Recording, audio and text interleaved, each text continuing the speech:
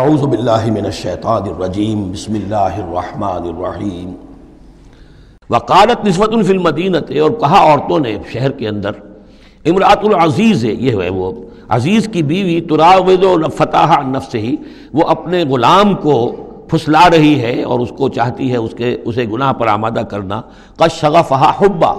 وہ اس کی محبت میں گرفتار ہو گئی ہے،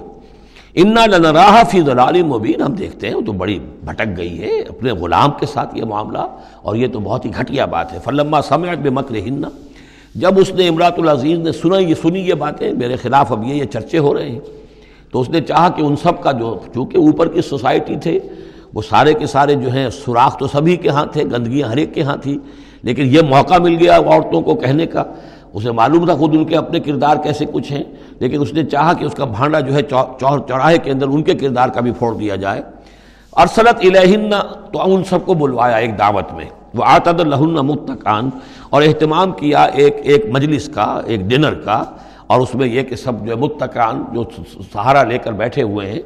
وآتت کل واحدۃ منہن، اور ہر عورت کو اس نے ایک چھری اس کے سامنے رکھی، سکینن، ایک چھری،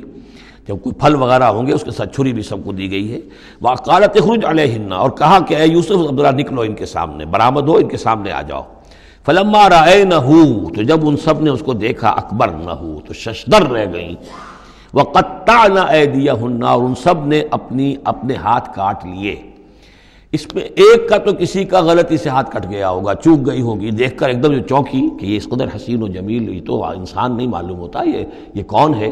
تو اس کا ہاتھ کٹا۔ اس کی طرف حضرت یوسف متوجہ ہوئے ہوں گے، خون اس کے کچھ نہ آخر میں خادم کی حیثیت سے تھے کہ اس کے کوئی مرہم پٹی کریں، تو ہر ایک نے یہ چاہا کہ یہ التفات اس کا میری طرف بھی ہو، تو سب نے اپنی انگلیاں کاٹی۔ قطعنا، اب یہاں پر یہ غلطی سے بات نہیں ہو سکتی، اس لیے کہ یہ قطع یقطع تقطیعا باب تفعیل ہے، اس تفعیل کے اندر تو اہتمام اور پوری طریقے سے کوئی ارادہ کر کے کسی کام کو کیا جاتا ہے۔ اپنے ہاتھ کاٹ لیے، وَقُلْنَا حَاشَا لِلَّهِ مَا هَذَا بَشَرًا، ان کہا کہ حاشا للہ، یہ شخص یہ تو آدمی نہیں ہے، ان هَذَا إِلَّا مَلَكٌ کریم، یہ تو معلوم ہوتا ہے کہ کوئی بہت ہی بزرگ فرشتہ ہے۔ قالت فَذَلِكُنَّ الَّذِي لُمْتُنَّنِي فِيهِ، تو اس نے کہا یہ ہے وہ جس کے بارے میں تم مجھے ملامت کر رہی تھی اور مجھ پر جو ہے تم تان کر رہی تھی۔ وَلَقَدْ رَاوَدتُّهُ عَن نَفْسِهِ، اور میں نے اسے یقیناً پھسلانا چاہا، گناہ پر آمادہ کرنا چاہا، فَاسْتَعْصَمَ، لیکن وہ جمع رہا، وہ قائم رہا، وہ مستقیم رہا، اس نے اپنے عفت اور عزت کی حفاظت کی۔ وَلَئِن لَمْ يَفْعَلْ مَا آمُرُهُ، اور اگر اس نے نہ کیا وہ جو میں اسے حکم دے رہی ہوں، لَيُسْجَنَنَّ، تو وہ لازماً قید میں پڑے گا، وَلَيَكُونَ مِنَ الصَّاغِرِينَ، اور یہ کہ بہت ہی چھوٹا ذلیل اور خوار ہو کر رہے گا۔ اس سے آپ اندازہ کر لیجئے کہ اس اونچی سوسائٹی کا اخلاقی طور پر اس وقت کیا حال ہو چکا تھا، کس دھڑلے سے یہ کہہ رہی ہے،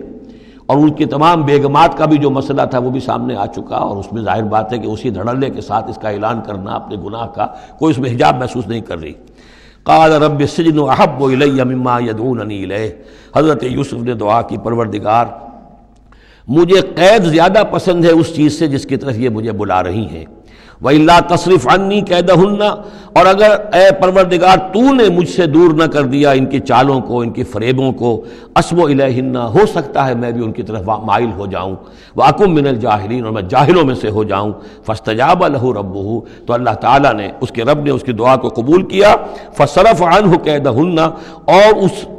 ان سب کی عورتوں کی جو چالیں تھیں ان سے ان کو بچا لیا۔ إِنَّهُ هُوَ السَّمِيعُ الْعَلِيمُ، یقیناً وہی ہے سننے والا اور جاننے والا۔ ثُمَّ بَدَا لَهُم مِّن بَعْدِ مَا رَأَوُا الْآيَاتِ، پھر یہ بات ان پر واضح ہو گئی، منکشف ہو گئی جب یہ ساری نشانیاں دیکھ لیں۔ لَيَسْجُنُنَّهُ حَتَّىٰ حِينٍ، کہ عافیت اسی میں ہے کہ کچھ عرصے کے لیے اسے جیل میں ڈال دیا جائے۔ پبلک سیفٹی کا معاملہ یہی ہے، مصلحت عامہ کا تقاضا یہی ہے، ہم اپنی عورتوں کو تو سنبھال کے نہیں رکھ سکتے، لیکن پبلک سیفٹی کے لیے اس کو جیل میں ڈال دینا چاہیے۔